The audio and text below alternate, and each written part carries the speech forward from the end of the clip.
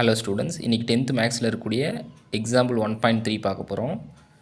Question பாருங்கள். a equal to x belongs to n such that x greater than 1 less than 4, b equal to x belongs to whole number such that x is greater than or equal to 0 less than 2, c equal to x belongs to n such that x is less than 3.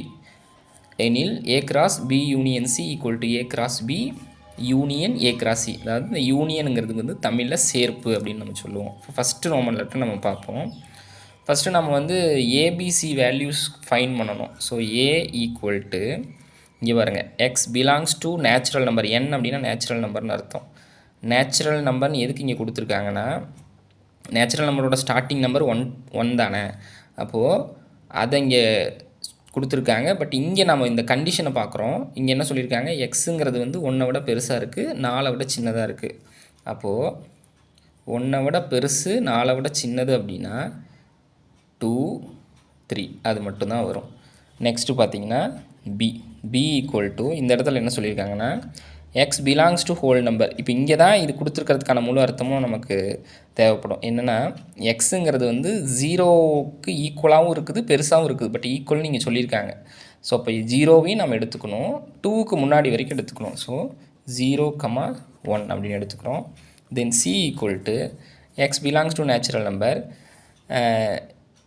X less than 3, அதாவது 3 விட கம்மியாக இருக்கும் x.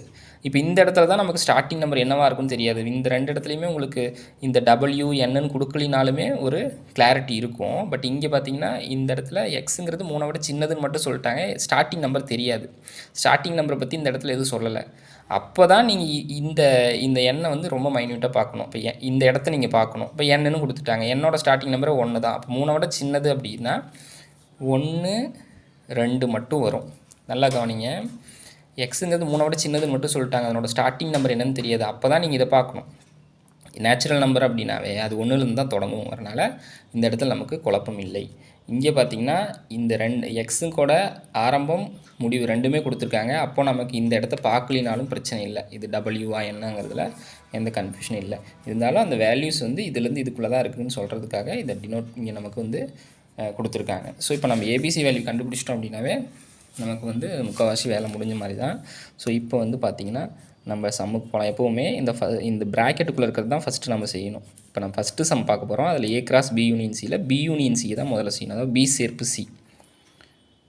சேர்ப்பு C equal to பியோட values இங்கே என்ன வரும், 0,1 சேர்ப்பு 1,2 ஈக்குவல் டு சேர்ப்பு அப்படின்னா என்ன பண்ணணும்னா, இந்த வேல்யூஸ் இங்கே எழுதணும், இந்த வேல்யூஸும் இங்கே எழுதணும்.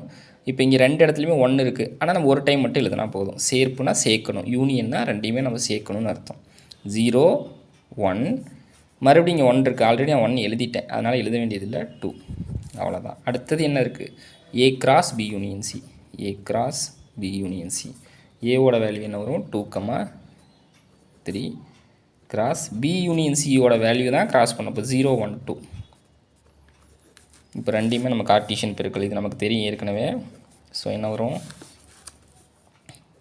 2,0 2,1 2,2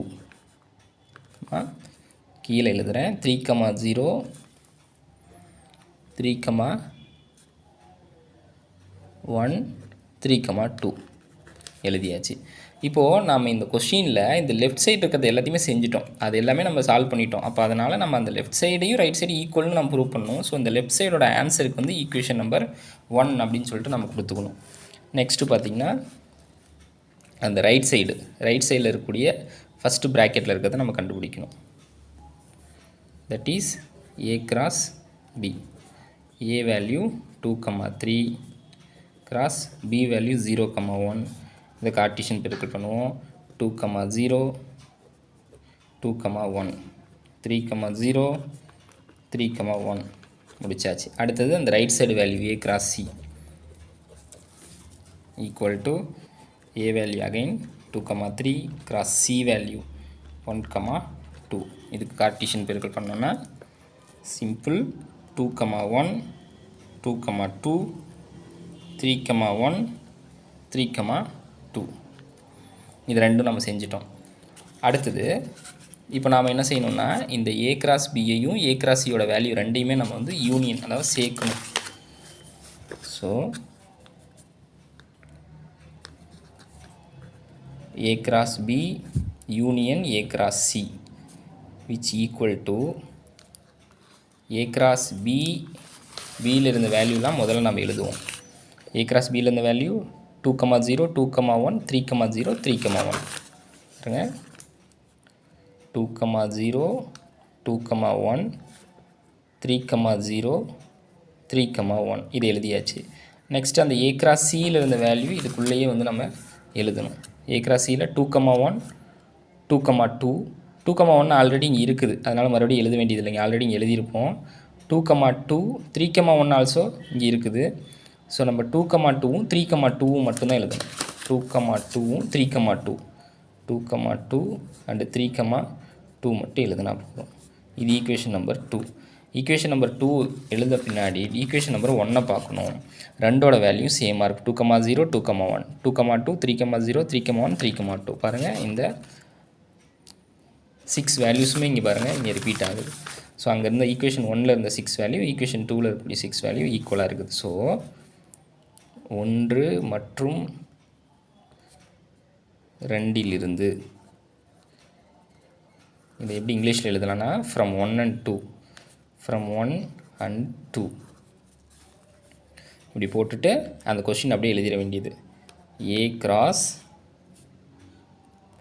B union C equal to A cross B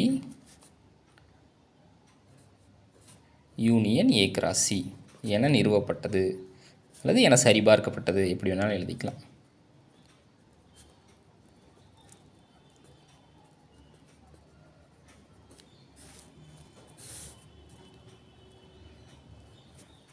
இங்கிலீஷில் எழுதக்குள்ள நீங்கள் வந்து ஹென்ஸ் ப்ரூவ்ட் அப்படின்னு சொல்லி போட்டுக்க வேண்டியது, அவ்வளோதான். இது ஒரு ரொம்ப முக்கியமான ஒரு 5 மார்க்கு.